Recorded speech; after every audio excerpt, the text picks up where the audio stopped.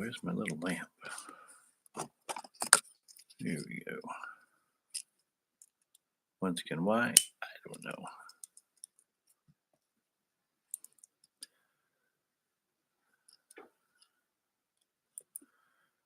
Yeah, just waiting to see if anybody joins me. Give it a few.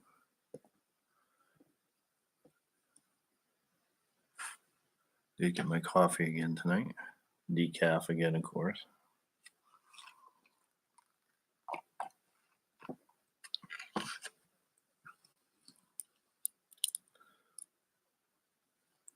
And as always, my useless little light that don't know why. I just sit here and fidget with it.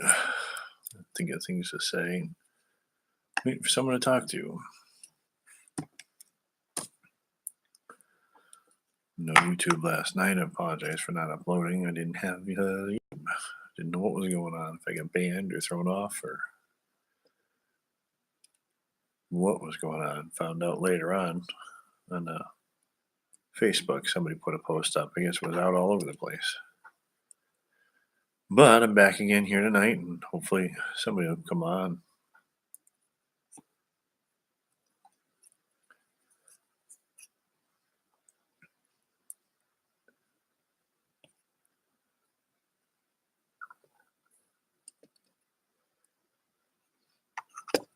And I'll just sit here and play with my little stupid little light. I don't know why it just became a thing for me to just sit here and fidget with this and something to do, something to talk about.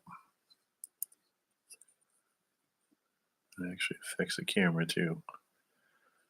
Well, same thing. Build this channel up a little bit. Maybe we can look into getting some kind of better camera system. I don't have the money to do anything right now. So it's kind of what the PIF is, pay it forward. I'd like to get something going with that too, see if we can help us help others.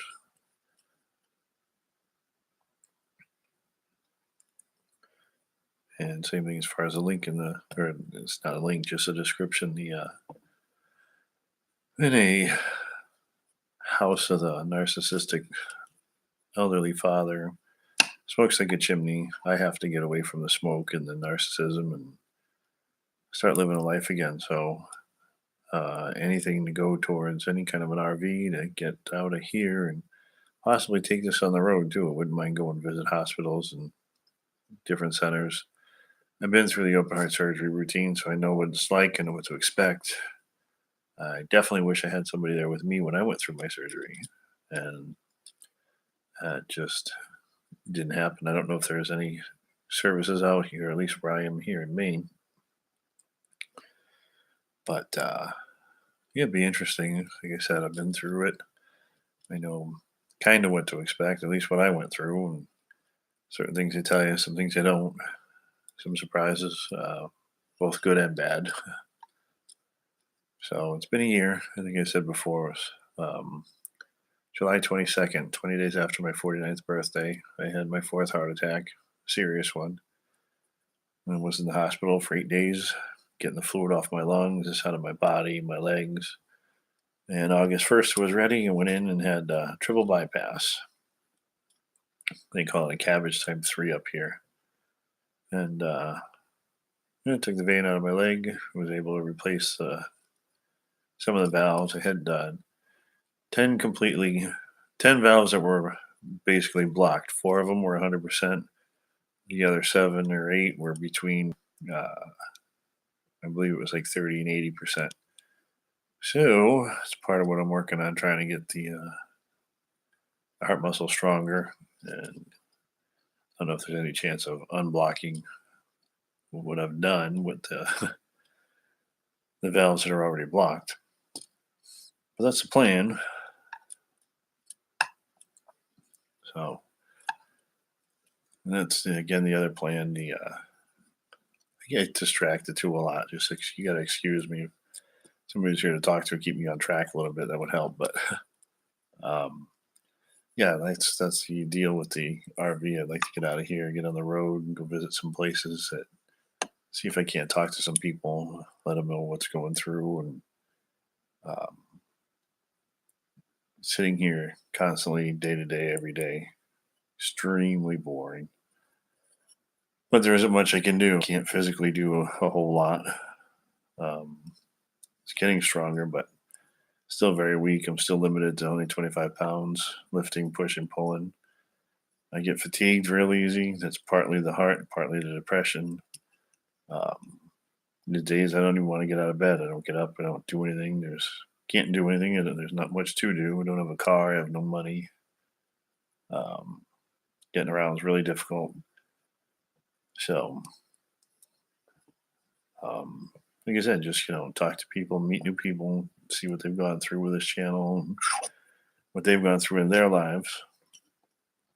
Like I said, I think one of the other streams too. Unless you've been through this, you don't really know. You don't understand exactly what you go through. The I knew there'd be some level of depression beforehand, um, but I didn't know it'd be this severe. I mean, I just like I said, there's days I don't want to get up. I don't want to do anything. Every time I go to the doctor, there's another pretty serious diagnosis. Um, since the heart attack, that comes all kind of um, it's congestive heart failure now, which means it's not going to really get much better.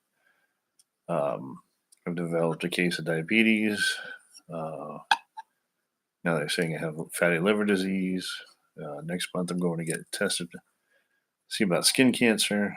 Um, they're even talking something more now. They're just thinking, I'm going to see somebody tomorrow about it. So I'll be able to update you a little more tomorrow. But they're claiming there's a small case of ADHD in an adult that I've been misdiagnosed my whole life.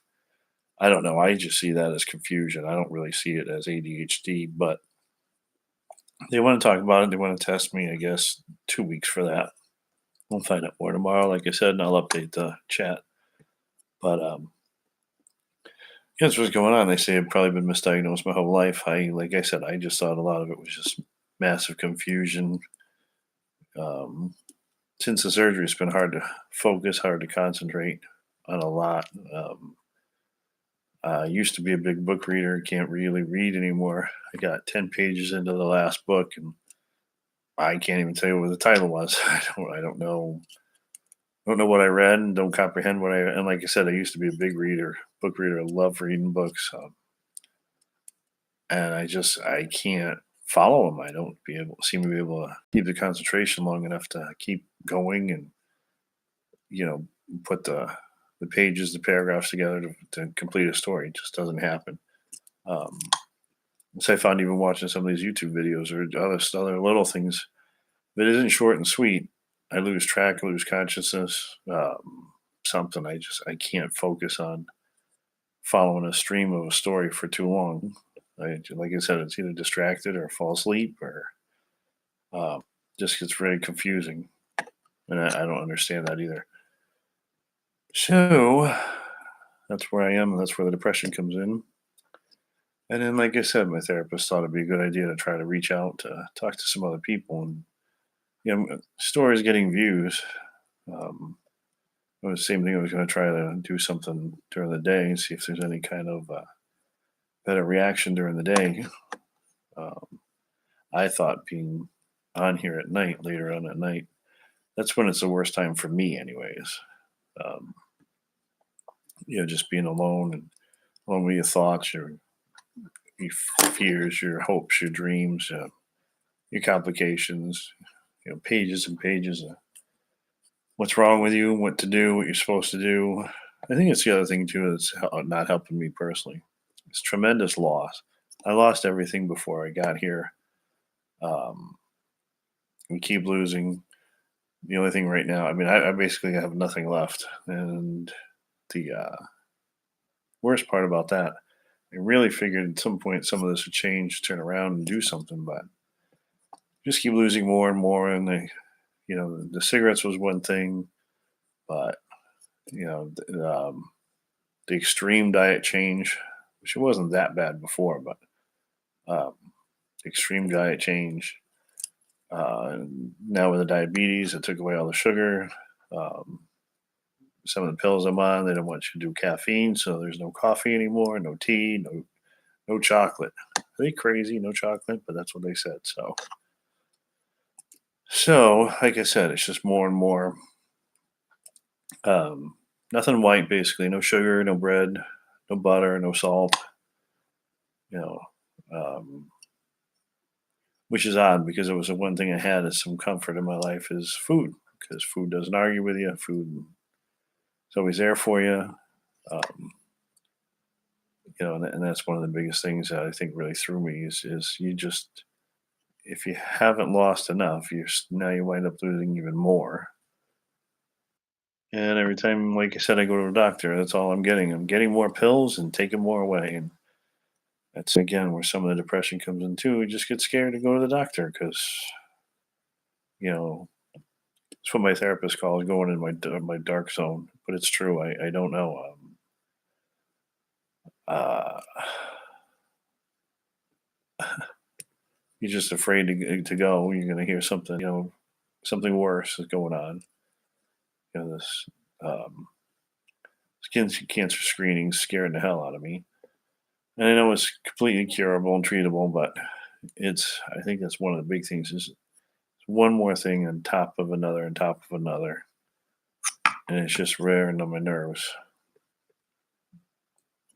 And of course, the worst part, I'm trying to think positive that if it was something serious, they wouldn't have waited a month to do the screening. But at the same time, having to sit here and wait a month for the screening um, is not cool. It just gives me something else to dwell on and think of. And like I said, I try to get some hobbies or whatever. It's if you look at my icon, that I built a birdhouse myself out of bag of scrap jewelry I got at the thrift store, and I built the birdhouse myself. And I said that before in another chat too. If you just got a bag full of old junk jewelry or whatever, it doesn't have to be matching pairs or whatever you got. Just I'm going to throw it in the bags. PO boxes down below. It's greatly appreciated. It gives me something to do.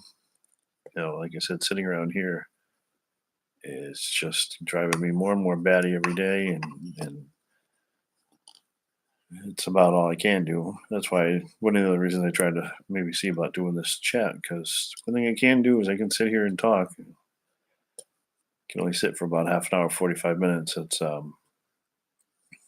gotta get up and walk around after about an hour for worst case. I did develop a case of arthritis in my right hip, which is another reason why sitting for long periods of time it doesn't really work. I can't get comfortable. It never seems whatever position you sit in, it's good for 10 minutes and you got to move. So I think it's part of it too. I'm always fidgety. So I don't know. Um, yeah, about, well, coming up on 14 minutes here. And like I said, haven't had anybody hit at all. Just thought, again, maybe the nighttime would be a better time. It's when your darkest time, your darkest hour, you're by yourself, you're alone with your thoughts. Um, yeah, but I'm not going to give up on this channel. Hopefully, you know, um, I don't expect to ever be, any kind of 10,000 subscriber, whatever I hope to be, but you never know. But, it'd be nice to get a few chatters on here every night and just get together and just, like I said, we know what's going on in your head. And, um, the same thing too, I have people watching the video, so leave a comment down below. What's a better time? Is there a better time you want to see these? Like we can get together during the day. Maybe it's just me because I don't have anything to do. I just don't want to do it during the day or don't want to do it at night if no one's going to be here. If daytime you think is better, we can do that. I can do that. Excuse me.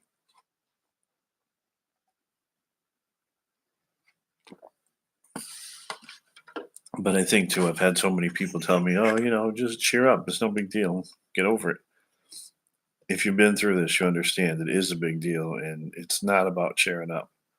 I mean, I can be temporarily happy. I can have my good days, but there's more bad than good. Like I said, I'm more comfortable just sitting in my chair and staring at the tube all day. I still do I do my 30-minute walks. It's up from 22 minutes now, but it's getting colder, so it's actually even a worse thing. I'll just be in my room again.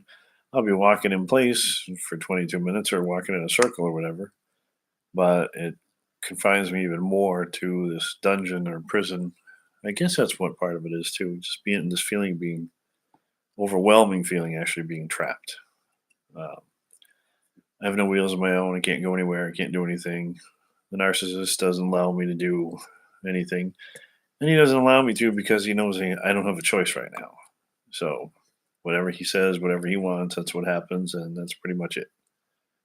So, again, that's why, like I said, I gotta do something and get out of here. The cigarettes are bad.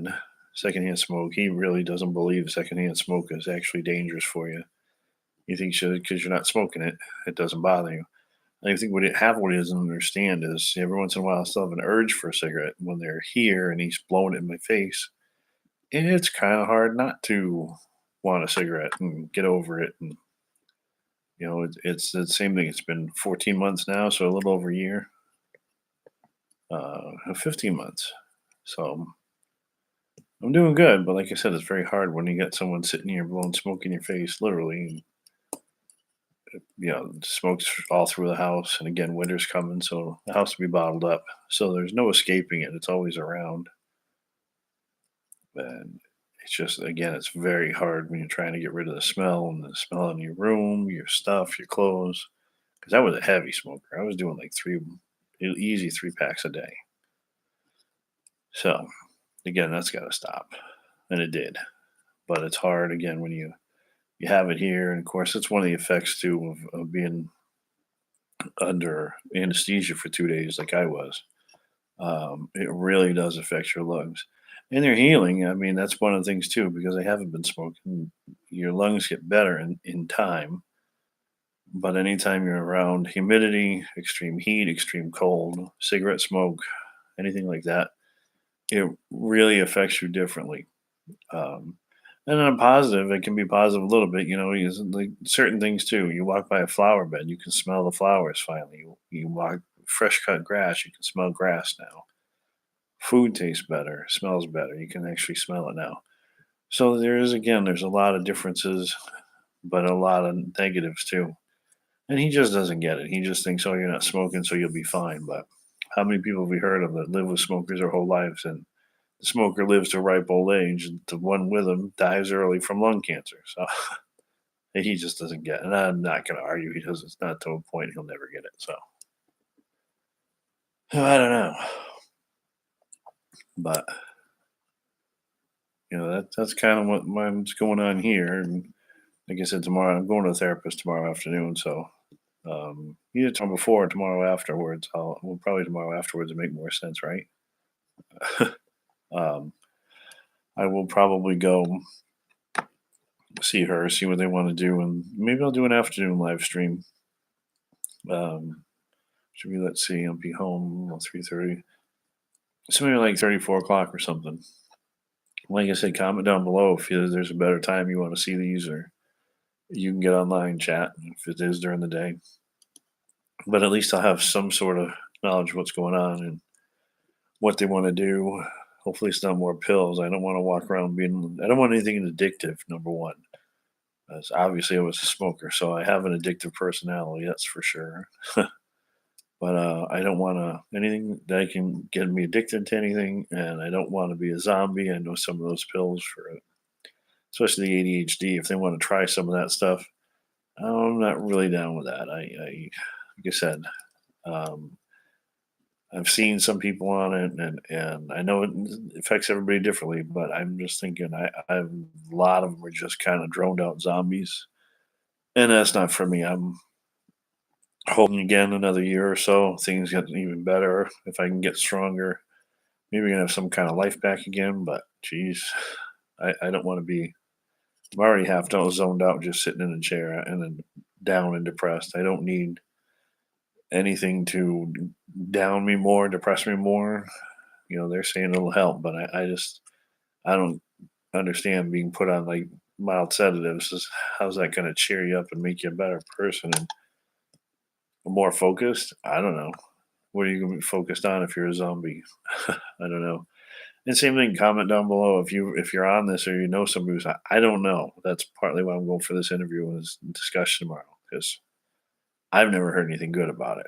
And again, I'm not a doctor, and I'm not saying it may help some people, but I'm just thinking I've made 50 years on this without any kind of drugs or pills or anything. I don't know what any kind of uh, mind clearing drugs, if that's a term, if that's a thing. I don't know if that's going to help or what it's going to do, but that's what we're going to talk about tomorrow and see what they want to do, what they want to put me on or don't. Um, Definitely stay tuned. Like I said, I'm probably doing an afternoon stream, 3:30, 4 o'clock. We can talk about what she thinks, what she's, uh, her diagnosis is, I guess. And then I know next week I've got another appointment to see another psychiatrist and see what they want to say, what they want to do or try to do, or they just tell me it's all in my head, which I'm tired of hearing because it is in my head, but it's much more than that. I mean, I used to be happy-go-lucky, nothing bothered me, plenty of friends out all the time doing something, and now it's confined to this room, and this is what I do, and um, I'm not ready to retire and pack it in and call it a day and jump in a box, to be honest. But sometimes that's where I feel like I'm going. There's no end in sight. There's no. That's I guess the other thing too. It brings you down. I don't see a change in the near future. Um, Even the state of Maine talked about vocational rehabilitation, but now they're saying that they could possibly do some counseling for me, and we can talk about some directions to go in. But they've classified me as severely disabled too. So, uh, their suggestion right now is to work an hour, possibly an hour or two, a day or two a week. That's not a vocational rehabilitation to me. That's good and all, and they same thing they wanted me to do the volunteer work, but I don't know what I can do. Working for an hour is not vocational. That's not any kind of way to make any kind of money and live and be productive. Um, Not that I'm not willing to try, but I just don't see an hour here and there. Um, it's time to get up, get on my own. That's not going to do it. And the volunteer work, yeah, that's great, but same thing. How am I supposed to get to any of these hospitals? I mean, I'm kind of in Newport. I'm in the center of Maine, but Bangor is a half an hour away. Augusta is 45 minutes away. Any other hospital that has any heart patients is down south, Portland, stuff like that. Don't have a car. So, again, I actually would love to go to some hospitals and, help people kind of walk through and let them know what's going to happen really, from someone who's been through it, that point of view. But again, how do you do that? You can't get there. And then again, it just turns back into the same thing. And I know some of you two are going to say, well, don't you have friends or family or this and that? I don't have family up here. And um, like I said, I do live with an elderly father. But yeah, he's not to the point. He can't drive me to Bangor every day. Um, Scared of my driving. Never had an accident or a ticket in my life, but he's worried. So can't drive the car. Um, and yeah, I have friends, but I think that's probably another problem is that I've been so out of the whack, out of the loop for so long. I think a lot of them just know when I call, I'm looking for a ride or something, and it's just uh, wearing on them. And I get that. I mean, I'm not complaining at all. I totally get it. But at the same time, does how do you schedule? Other people have jobs and lives too. So how am I supposed to get a half an hour away from here? Even if I did it, twice or three times a week, that's a lot to ask somebody to come all the way up here, get me, drive me to the hospital. It's people have lives. People have things they don't have. They're not in my position. So I get it. Like I said, not bitter or anything. I just people have their lives. So again, that's why I was kind of trying to see what I can do for myself and get some kind of something. I got to get back into trying to have some kind of life again.